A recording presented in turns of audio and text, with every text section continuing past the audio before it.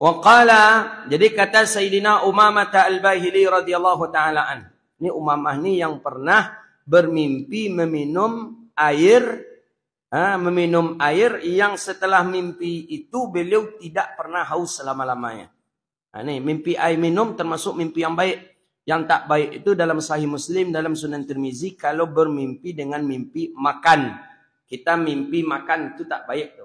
Mimpi makan satu, mimpi jatuh dari yang tinggi satu. Itu tak bagus itu. Maka itu tu ada ulama mengatakan tu dipastikan kita kena sihir. Ada jin dalam badan kita, terganggu kita. Kalau mimpi makan, apalagi kalau sudah terkunyah makan tu sampai tertelan makan tu. Apa kata Nabi dalam hadis?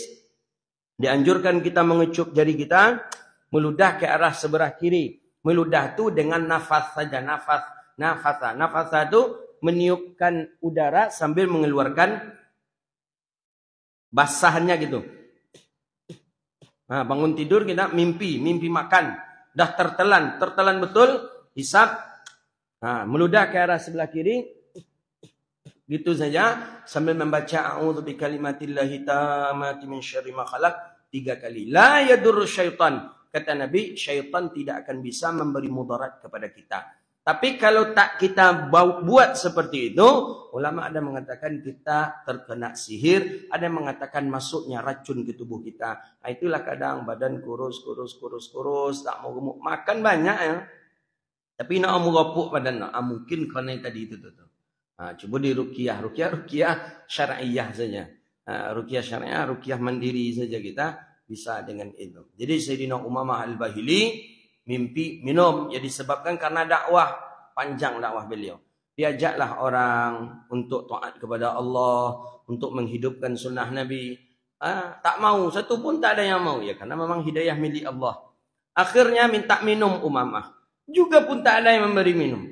Ya tinil, berilah aku air. Beri aku air, kata Sayyidina Umamah Al-Bahili.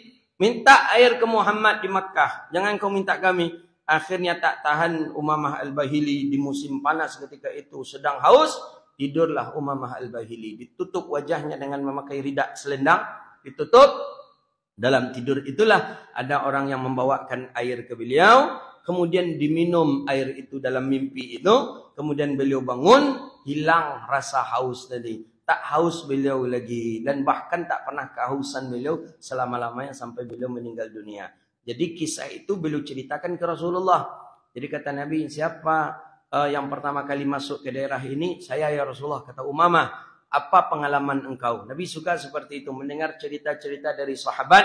Apa pengalaman engkau awal mula dakwah di tempat ini? Diceritakanlah oleh Umamah Al-Bahili bahwa dia haus, dia minta minum, tak ada yang mau memberinya minum. Akhirnya dia tidur, dan di dalam tidurnya dia bermimpi ada orang yang memberikan air kepadanya, dan ia minum. Setelah minum air itu dia tidak pernah haus lagi. Jadi kata Nabi, arafta hal ta'rif man huwa?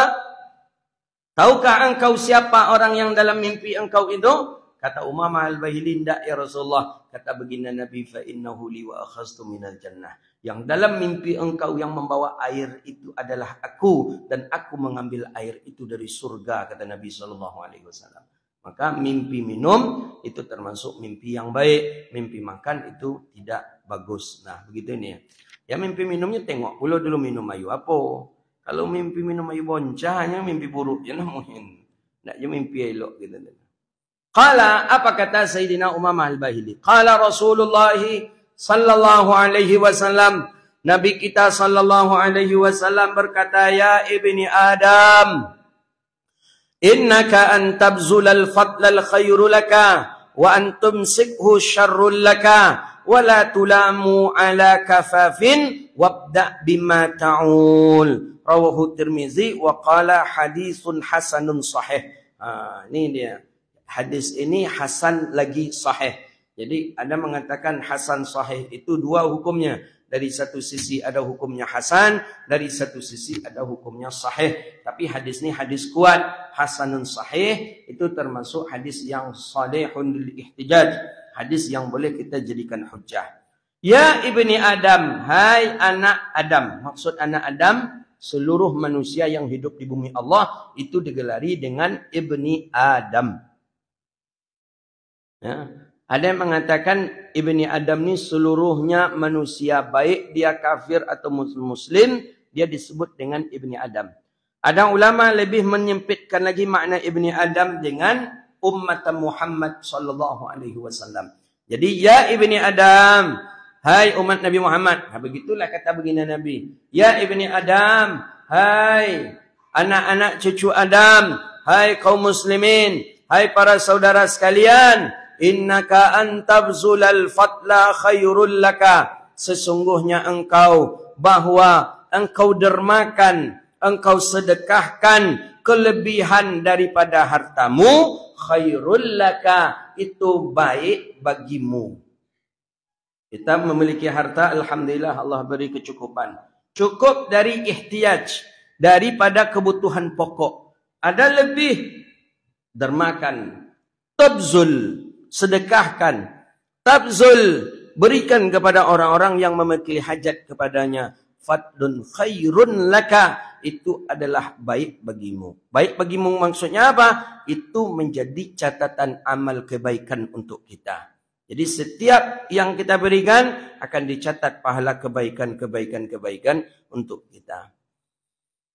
Memang kalau di zaman baginda Nabi banyak orang kaya.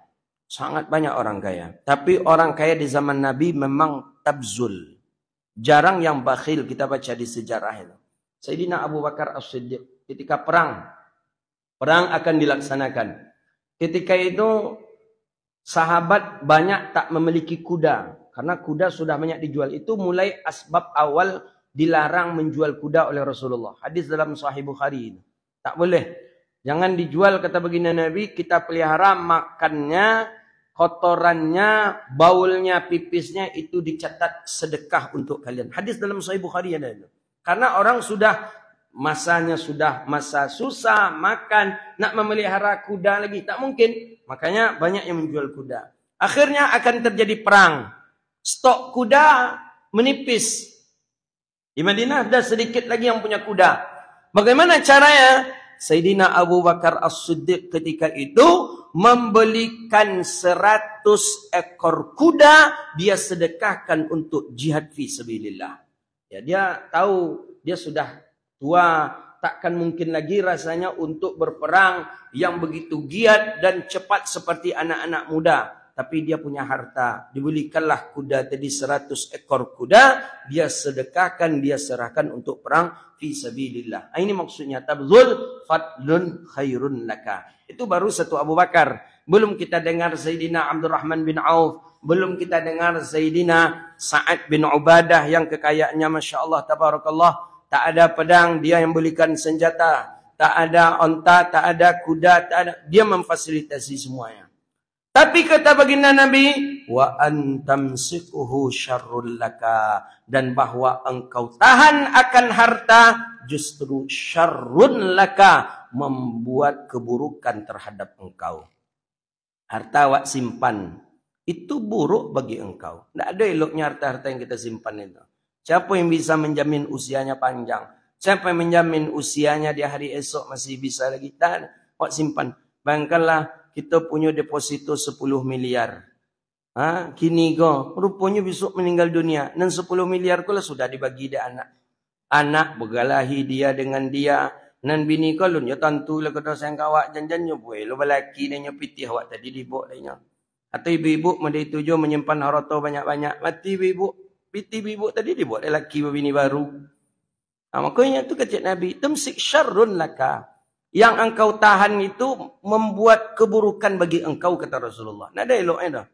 Maka bagaimana? Fala tulamu ala kafafin. Tidak pula lah satu kehinan di atas kesederhanaanmu. Orang sederhana itu bukan orang hina. Bukan berarti kita sederhana kemudian kita hina. Tidak, kata Rasulullah. La tulamu ala kafafin. Tidaklah membuat hina kepadamu di atas kesederhanaanmu. Kita sederhana. Sederhana maksudnya apa yang kita inginkan ada. Kebutuhan kita ada. Hajat pokok kita ada. Itu sudah termasuk kita orang yang hidup sederhana. Mobil ada. Tak berlebih. Satu cuman kebutuhan pokok saja untuk ke pasar, ke kantor, ke masjid. Kendaraan motor ada, alhamdulillah. Rumah ada, pakaian ada. Nah, itu kebutuhan pokok. Itu termasuk orang yang sederhana. Tapi kelebihan-kelebihan daripada itu nanti syarrun laka. Itu akan menjadi keburukan bagi engkau. Ya. Makanya kalau didengarlah baca ayat yang ada dalam surah Sajadah itu, narji'na yauman, apa katanya itu? Berilah kami peluang untuk balik. Satu kali saja, sebentar saja balik. Kami akan sedekahkan seluruh harta kami. Kami akan sedekahkan harta-harta yang kami tinggalkan kemarin. Berilah kami peluang balik lagi ke dunia. Tapi tidak bisa. Kemudian apa kata baginda Nabi SAW? Wabda bima ta'ul. Dan lakukanlah kelebihan-kelebihan itu. Sedekahkan kelebihan-kelebihan harta kita itu. Mulailah dengan ta'ul. Ta'ul ini keluarga kita. Keluarga. Jangan kikik ke keluarga. Jangan sempelit. Jangan kedekut kita kepada keluarga-keluarga kita. Mulai dari itu, berikanlah kelebihan-kelebihan harta kita. Ingat hadis yang pertengahan tadi, wantun sikhu syarrul laka, bahwa menahan harta itu justru suatu keburukan bagi engkau. Buruk, kita menahan harta itu buruk sekali. Tak ada istifadah yang bisa kita ambil daripada itu. Ya mungkin dengan harta sudah kita bagi anak nih, untuk keluarga nih, tinggal yang ini untuk kita ya, yang ini untuk kita nih, buatlah suatu rencana untuk kita serahkan kepada kaum muslimin.